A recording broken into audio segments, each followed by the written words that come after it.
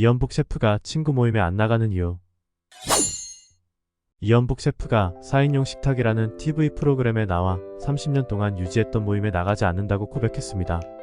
이연복 셰프가 유명해지고 난 후 친구 모임에서 2차를 갔을 때 2차는 누가 돈을 내냐라는 말이 나와서 이 셰프는 2차는 자기가 내겠다고 했는데 그 말을 듣고 한 친구가 왜 내가 2차를 쏘느냐며 멱살을 잡았다고 합니다.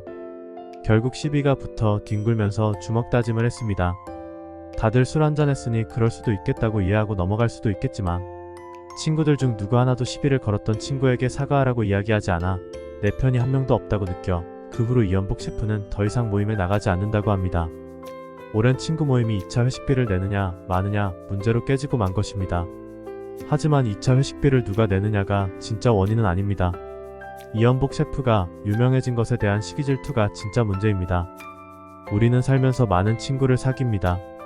중학교, 고등학교, 대학교, 직장, 동호회 등에서 서로 비슷한 수준에서 같은 집단에 속한 사람들과 동질감을 느끼며 쉽게 친해집니다.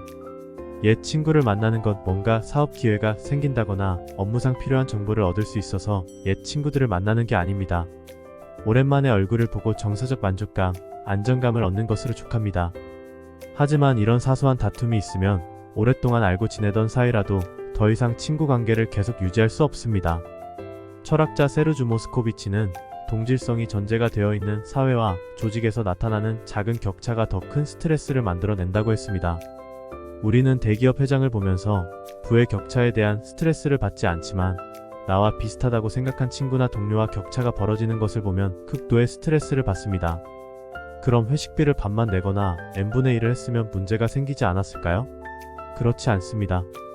성공한 친구, 돈을 많이 번 친구가 회식비를 다 내는 건 자랑질로 해석되고 n분의 1로 나눠내면 성공의 돈도 벌었는데 친구들에게 한턱을 내지 않는 쫀쫀하고 야박하며 베풀 줄 모르는 이기적인 친구가 됩니다.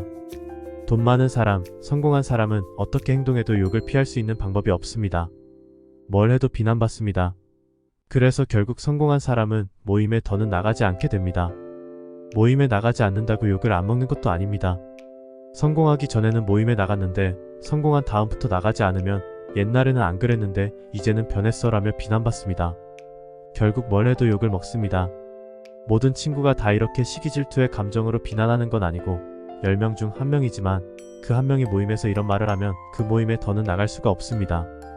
반대로 돈이 없는 사람, 여유가 없는 사람은 매번 더치페이가 부담스러워 더 이상 친구 관계를 이어나가지 못하고 모임에 나오지 않게 되어 결국엔 비슷한 형편의 동질감이 유지되는 친구들만 모이게 됩니다.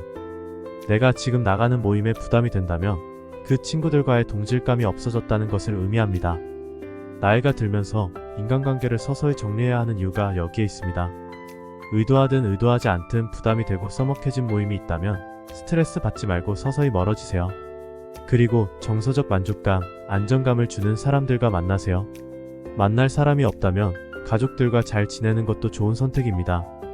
인간관계를 잘 유지하는 것도 중요하지만 잘 정리하는 것도 삶의 지혜입니다.